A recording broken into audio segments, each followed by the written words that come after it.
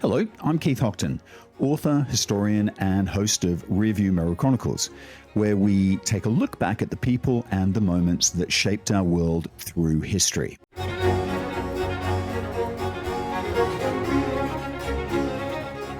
I get invited to the US once a year to talk about Malaysia and Southeast Asia, and I absolutely love it. I love the food, I love the energy, and I especially love chatting to Americans about their politics.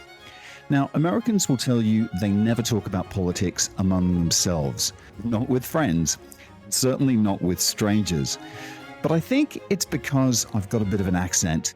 I can stroll in with a smile and ask the most outrageous questions, and somehow they actually answer them.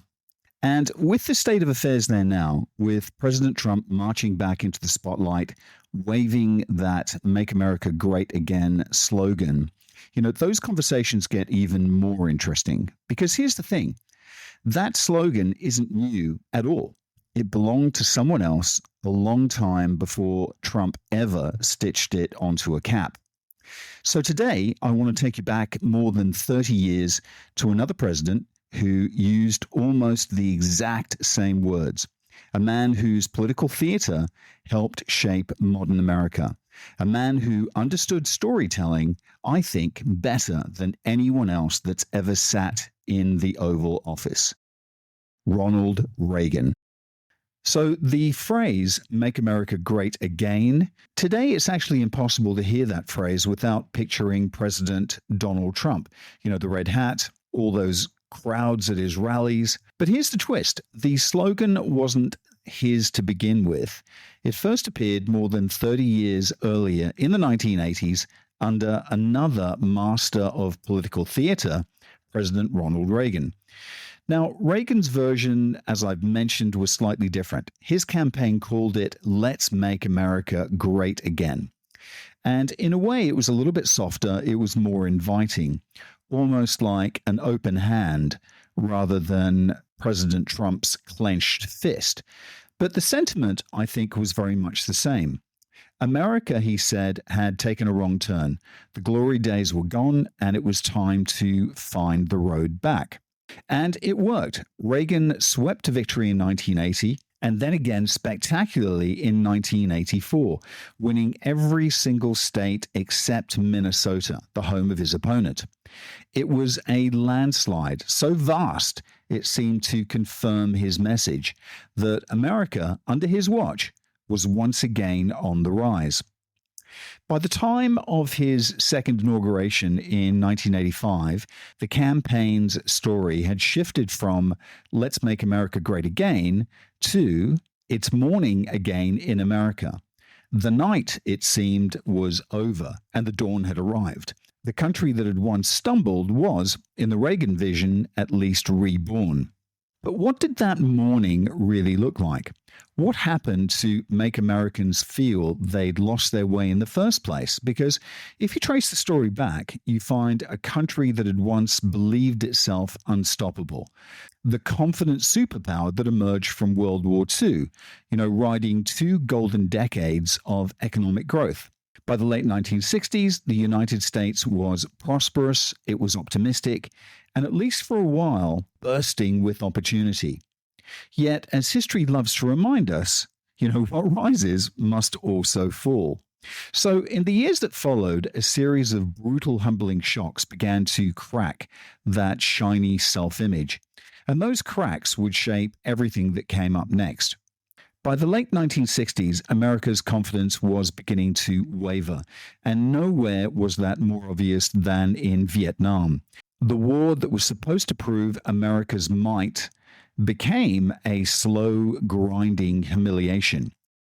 Ronald Reagan, then governor of California, built his early political career on a hard line against dissent.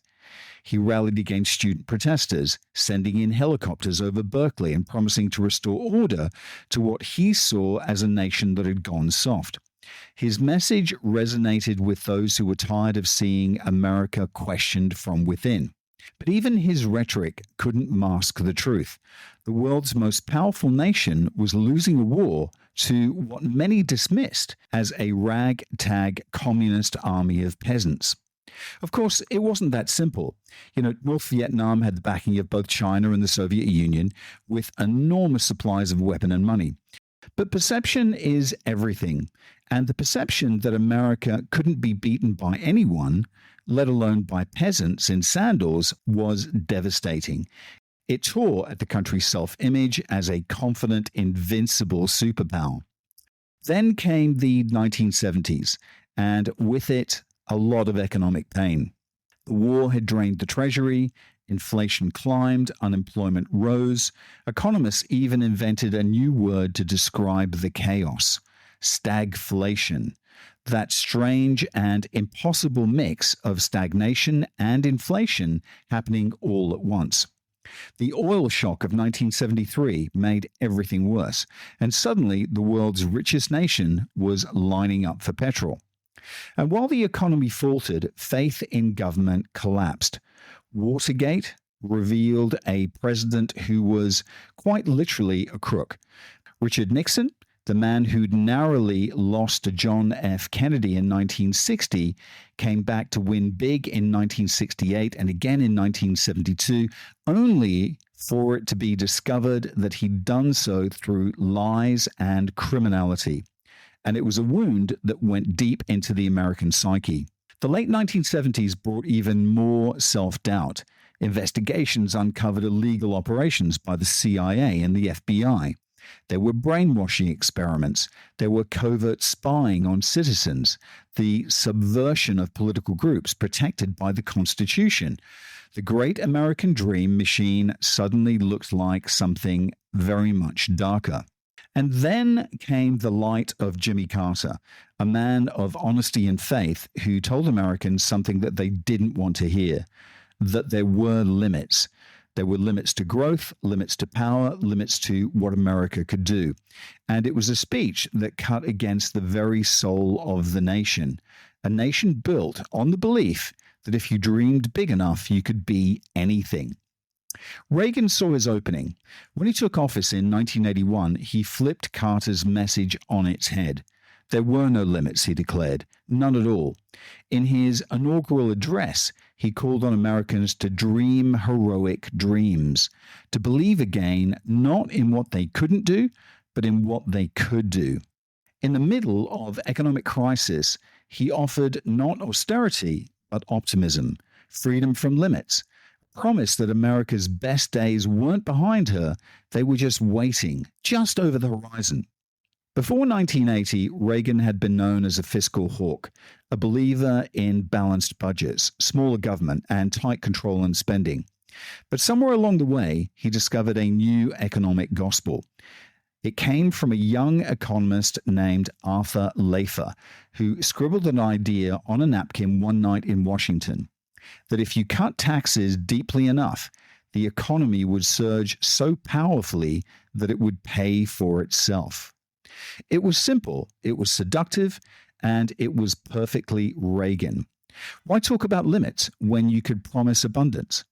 He took that message into the 1980 campaign, tying his sunny optimism to a radical economic vision: lower taxes, less government, more freedom, and through it, the unleashing of American creativity.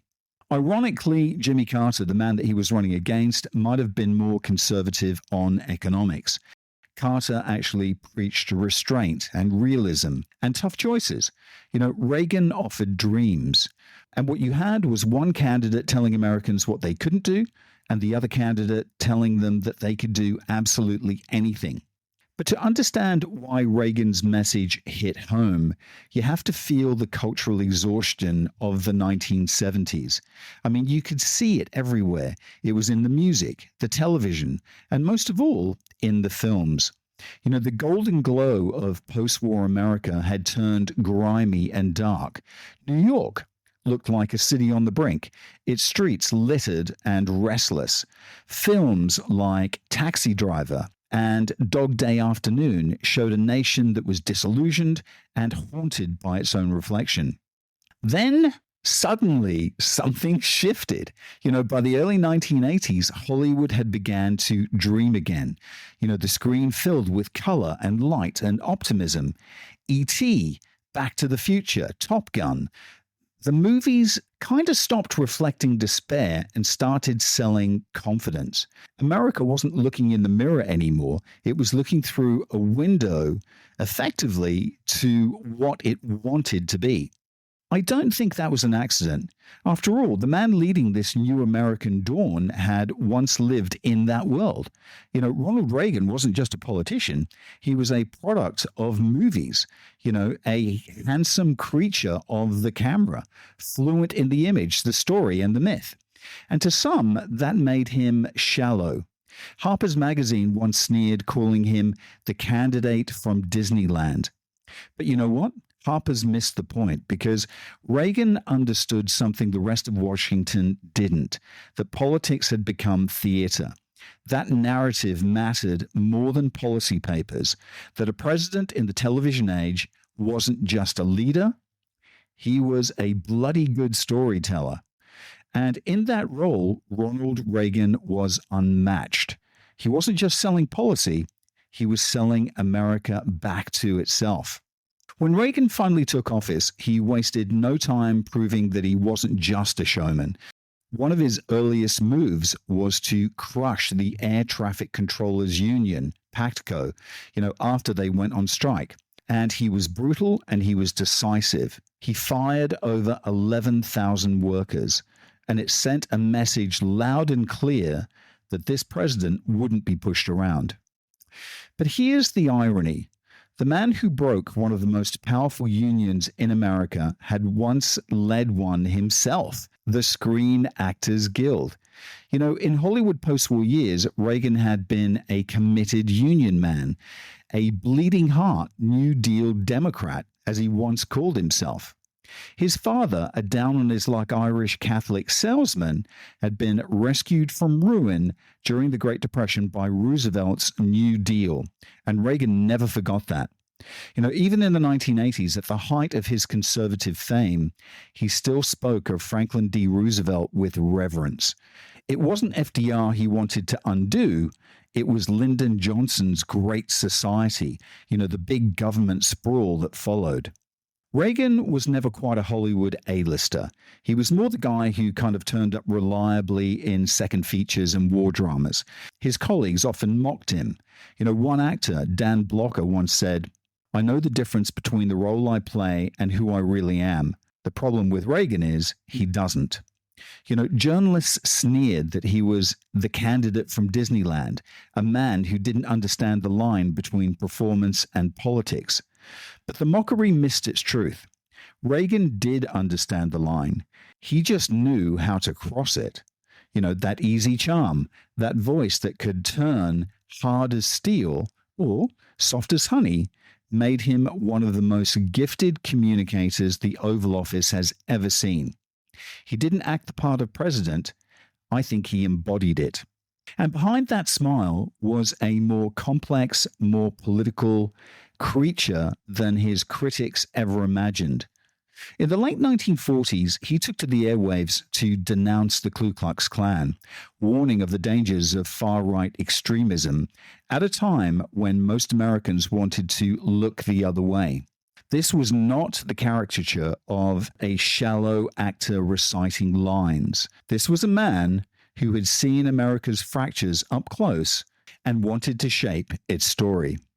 So when he won the presidency in 1980, few were truly shocked. The Carter years had left the nation weary. Gas lines, inflation, and what came to be known mockingly as the malaise. Carter's cardigan-clad appeal for restraint felt symbolic of a nation that had lost its spark. Across the Atlantic, Margaret Thatcher had already seized power in Britain, preaching self-reliance and revival. Reagan's victory, like hers, felt inevitable, part of a wider tide that was rolling across the West. Still, when he was sworn in, there was a sense of disbelief.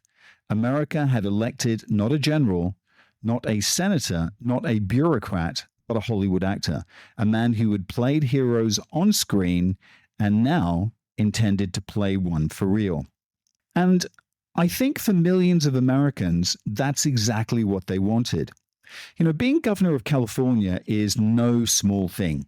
The state's economy was larger than that of many countries, still is. So when Reagan made that leap to the White House, he wasn't arriving from nowhere. He already knew what it meant to run a vast, complicated machine, and that experience helped silence at least some of the mockery. But what he inherited in 1981 was no Hollywood fairy tale. The American economy was in deep trouble. Inflation had soared to 11% the year before, interest rates were punishingly high, and Carter's attempt to rein it all in had pushed the country into recession. By the time Reagan took office, unemployment had climbed above 10%. It was brutal. Reagan's solution was pure ideology. Cut taxes, slash regulation, and shrink welfare. And it was a radical rebalancing of who mattered in America's economy. Social security and other entitlements were left mostly untouched. Taking on the elderly, well, that would have been political suicide. But welfare programs for the working poor, well, they were gutted. The burden, disappropriately, fell on the shoulders of the black and the working class Americans. For Reagan supporters, this was creative destruction, tough love that would unleash a new energy and drive. For those at the bottom, it was a shattering blow, but politically, it worked. The old liberal argument that the government should lift up the weak was replaced by a new conservative one, that America's future lay with those who could lift themselves. And by 1984, for many, it seems to have paid off. The economy had roared back, fueled by falling oil prices and soaring consumer confidence. Growth hit 7.2%, a number almost unthinkable today. Shopping malls were full, credit was easy, and the era of greed is good was born. Televisions, microwaves, VCRs, they were all symbols of success, and they gleamed in their suburban homes. Wall Street boomed as mergers and acquisitions turned millionaires into the first billionaires. The antitrust rules that once kept corporations in check were quietly rolled back. It was the age of the deal, and if you were on the winning side, life couldn't have felt better ever. But look, not everyone was winning. Inequality deepened. Entire communities, especially in America's industrial heartland, began to hollow out. Yet the national mood was buoyant. Reagan had sold the dream, and for many, it felt real again. Meanwhile, beyond America's borders, the world was shifting. The Cold War still loomed large. The Soviet Union was wounded, but still very dangerous. And Reagan's answer was to double down, rebuilding America's military strength, raising defense spending by more than a third in just 4 years. And I think the message to the world was very clear. America was back, and it would no longer apologize for its power. And let's just take a quick break, and we'll be back in a second with part 2. Autonomous is your one-stop shop for your Malaysia My Second Home visa. But they are much, much more than that. When you sign up with Autonomous, you become part of a larger community, a community that actually cares about you and your family in Malaysia. And that's important when you move to a new home. For more information, go talk to TG or WhatsApp him on +60 12 49 37 270 or visit their website penangmyhome.com. And we're back. When we think of the Cold War today, we tend to picture it as one long, unbroken standoff, a 40-year-long frost, beginning with Churchill's famous Iron Curtain speech in 1946 and ending with the fall of the Berlin Wall in 1989. But in reality, the Cold War moved in phases, and each phase felt very different. The first phase, from the late 1940s through the Cuban Missile Crisis of 1962, was the age of danger. Every month seemed to bring another crisis, another lurch towards the unthinkable. Then came a long, uneasy calm, détente, they called it, stretching through the late 60s and the 70s. And there were flashpoints, of course, the Prague Spring among them. But the sense of imminent catastrophe, well, I think it faded until it didn't. By the end of the 1970s, the temperature began to rise again. The Soviet invasion of Afghanistan in 1979 actually jolted Washington. To the American right, it was proof that détente had failed and the bear was back on the move. The invasion ignited a new energy among conservatives who believed it was time to rearm and reassert. Even before Reagan arrived, that shift was underway. Though that being said, I have to say, I think even before Reagan arrived, that shift was underway. Jimmy Carter's own national security advisor, Brzezinski, was no dove, and the hawkish mood within Washington deepened. When Reagan took office, he gave that energy its voice, branding the Soviet Union the evil empire. What followed then was the escalation. And as I mentioned, Reagan poured money into the military, expanding defense spending by more than a third. Yet it wasn't just aggression, it was theater. To many in Moscow, it was hard to tell what America really wanted. The Soviet leadership, old and frail, seemed incapable of clarity. Brezhnev died, then Andropov, then Cherenko. One by one, 3 funeral processions in barely 3 years.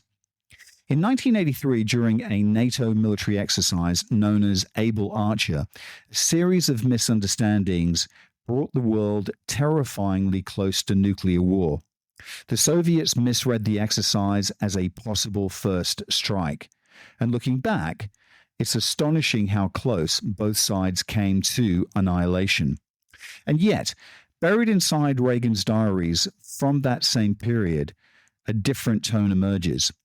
For all his rhetoric, Reagan really didn't want a war. He wanted an ending. He wrote of the desire to speak with Soviets, to find a way to reduce nuclear weapons. But as he joked to his aides, it was hard to build a relationship because the Soviet leaders kept dying on me. Then in 1985, a new face appeared. He was younger, sharper, alive with energy. Mikhail Gorbachev. Finally, Reagan had someone he could talk to, someone who might stay long enough to make a difference. And their encounters over the next few years in Geneva, in Reykjavik, in Washington, well, it changed everything.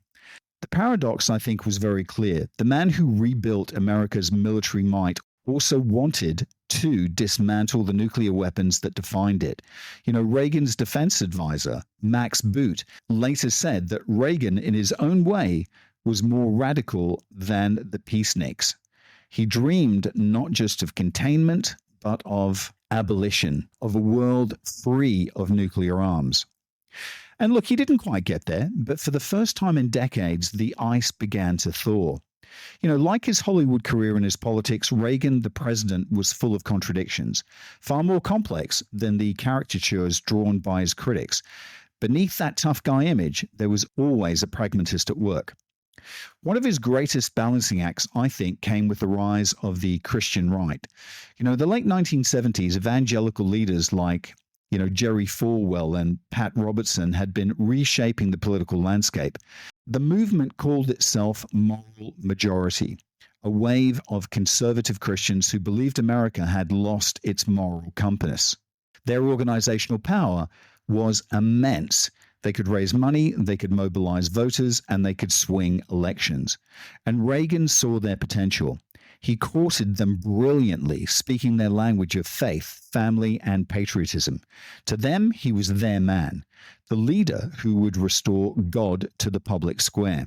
And I think the irony was rich. Faced with a choice in 1980 between the deeply religious Jimmy Carter, a devout Baptist who had never divorced, and a Hollywood actor who rarely went to church, the Christian right chose Reagan, because in the end, it wasn't piety they were voting for, it was power.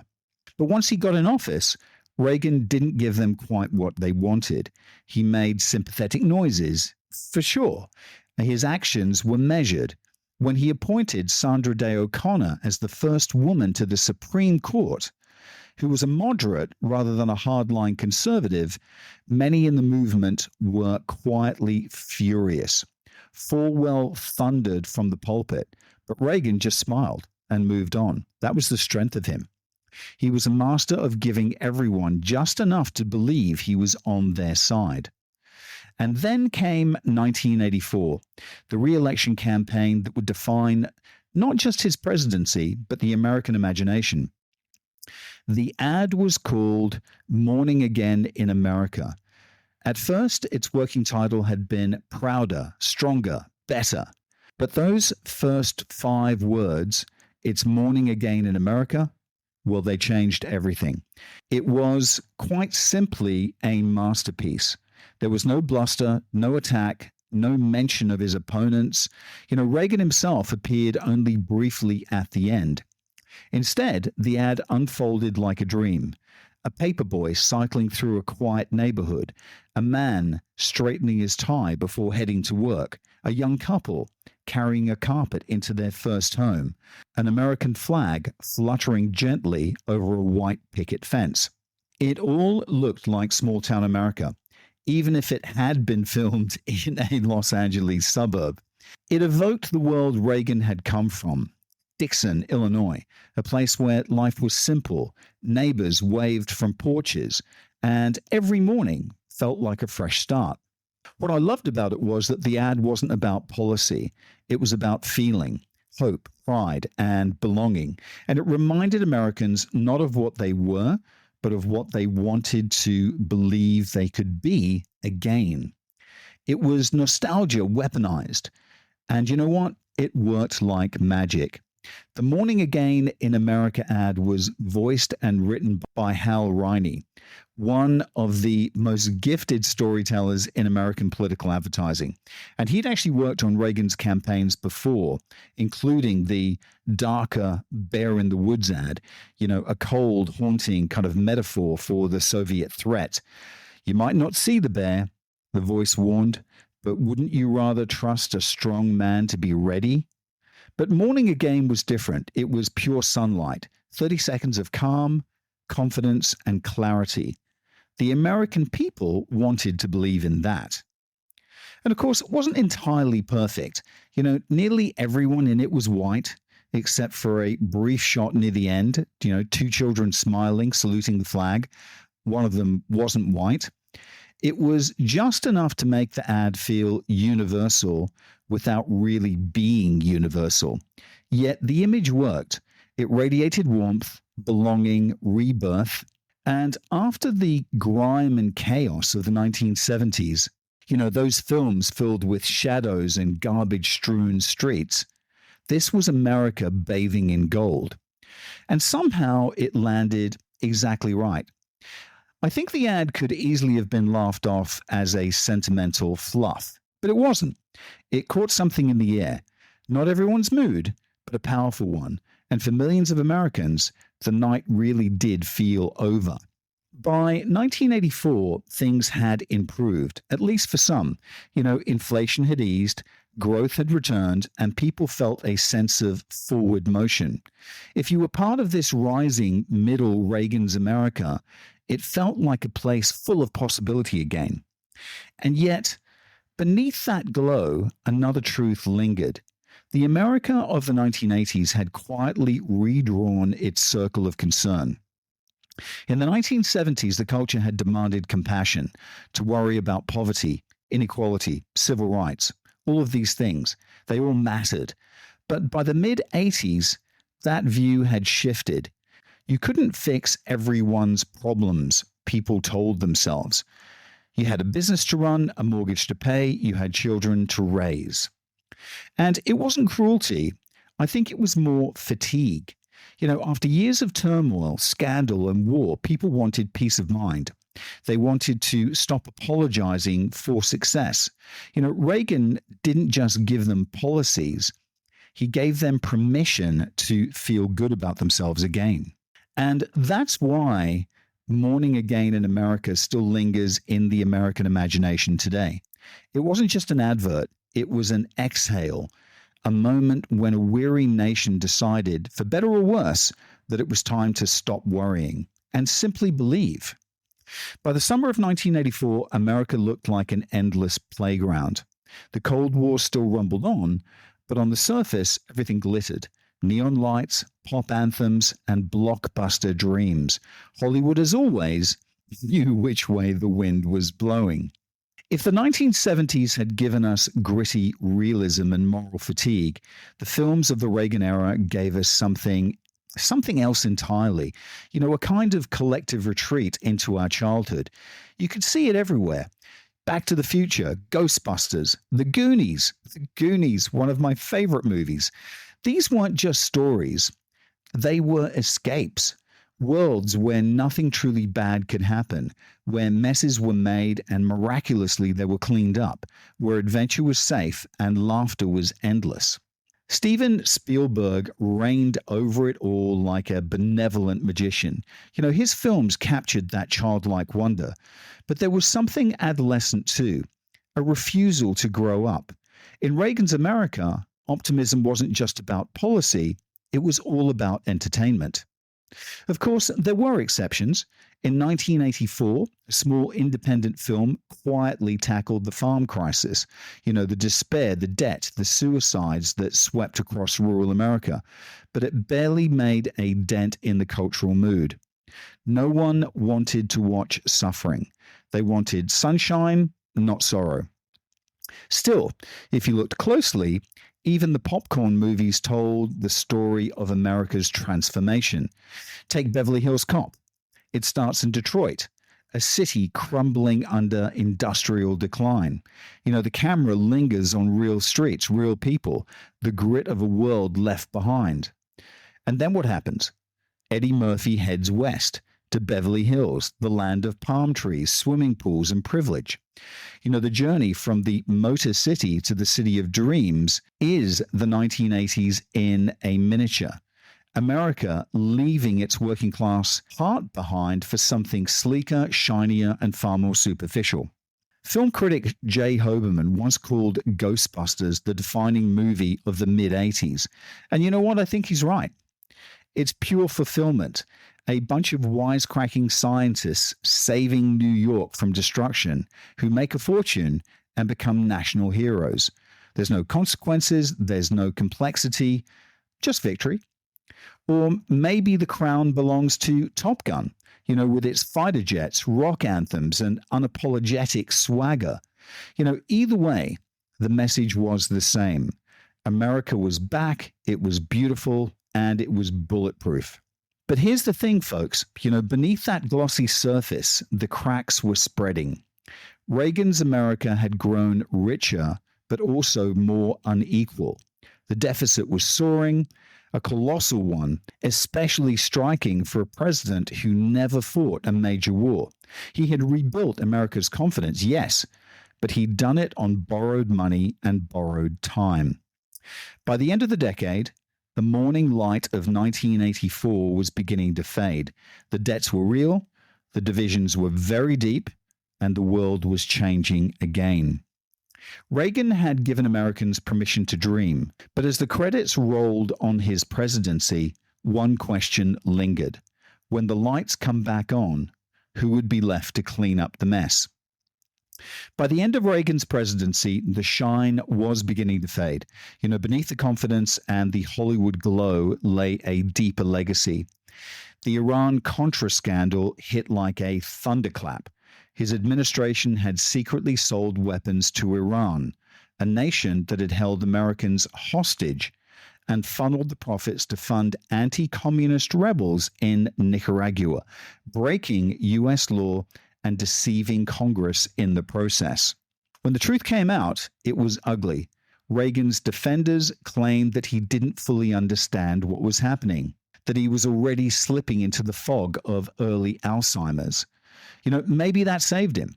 Maybe the country didn't want to believe that their smiling cowboy president had been up to his neck in something so sordid.